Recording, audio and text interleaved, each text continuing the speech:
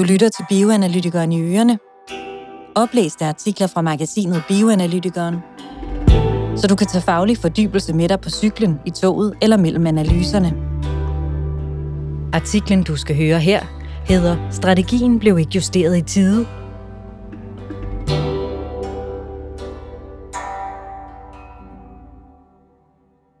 Under coronapandemien blev der truffet beslutninger i et tempo, hvor både systemet, fagligheden og medarbejdere blev sat under pres. Men hvad kan vi egentlig lære af forløbet?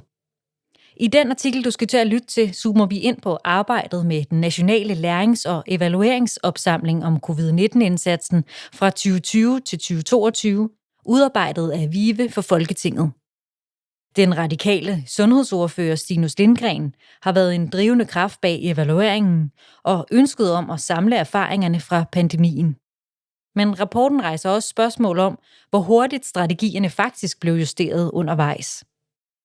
Du lytter til anden artikel i temaet Teststrategien under mikroskop, og du skal nu høre artiklen "Strategien blev ikke justeret i tide". Den starter her. I det store hele er han tilfreds med resultatet, begynder Stinus Lindgreen, og man fornemmer et lidt diffust men. For der er også en tilbageholdenhed over at pege fingre. Man er vel radikal. Resultatet af den såkaldte lærings- og evalueringsopsamling om håndteringen af covid-19-pandemien fra 2020 til 2022, som efter politisk modstand mod en egentlig kommissionsundersøgelse endelig kom i stand med et flertal i Folketinget, og et opdrag til VIVE om at få arbejdet gennemført inden for et enkelt år. Bevilling 5 millioner kroner. Er der mere at rapportere om? Den radikale sundhedsordfører, der har en Ph.D. i bioinformatik, har investeret mere end de fleste i sagen. Som formand for Folketingets epidemiudvalg under pandemien, var Lindgreen allerede dengang stærk fortaler for, at der burde sikres en evaluering af effekten og konsekvenserne af de tiltag, der blev sat ind over for den meget omtalte 100-års hændelse, så snart vi var ude på den anden side. Så det danske samfund samlet vil stå bedre rustet næste gang en ondsindet virus slår vejen forbi. Han stod derfor også i spidsen for det beslutningsforslag, der endte med at blive vedtaget i Folketinget i slut oktober 2024. I efteråret 2025 lå evalueringen klar i 4 dele, godt 5,5 år efter, at statsminister Mette Frederiksen lukkede store dele af samfundet ned den 11. marts 2020. Måske kommer der en anden del, men det var lige på det tidspunkt det, vi kunne få. 5 millioner kroner og et år til VIVE at arbejde med den i. Der var derfor ikke midler til at sætte et kæmpe analysearbejde i gang, så det er blevet en mere blød evaluering. Derfor har vi også planlagt en konference, hvor vi skal diskutere, blandt andet med Sundhedsstyrelsen og Statens Serum Institut, om der er noget, vi stadig mangler at få set på og måske handlet på. Derefter må vi vurdere, om der kommer endnu en rapport.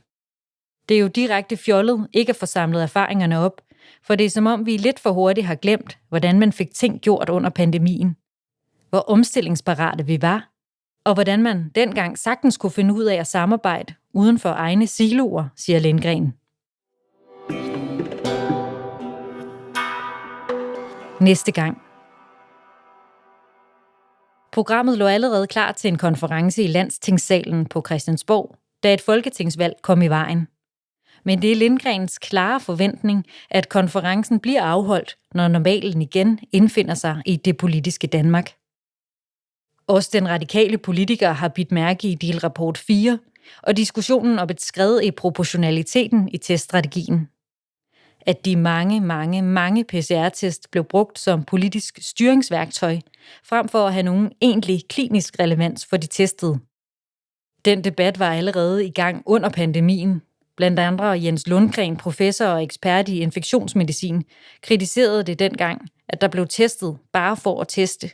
At der blev skruet op for testaktiviteten, og om det var alle omkostningerne værd. Vi kan i hvert fald konstatere, at vi ikke var gode nok til at justere strategien undervejs. Det kan vi lære af denne her evaluering, mener Lindgreen. Han bliver forbavset, da han hører, at bioanalytikere, der arbejdede med levende smittemateriale på landets mikrobiologiske afdelinger, ikke fik tilbudt de nyudviklede vacciner på lige fod med læger og sygeplejersker. Det er interessant. Den kritik mindes jeg ikke at have hørt før. Der var jo bred enighed om, at frontpersonalet skulle prioriteres, og det var I jo også, Har I spurgt Sundhedsstyrelsen, om de har gjort sig nogle overvejelser om den praksis? For det skal vi da klart huske til næste gang, siger han. Her slutter artiklen Strategien blev ikke justeret i tide. Den er skrevet af Helle Broberg Nielsen, og jeg læste den op. Mit navn er Anne Sofie Flak.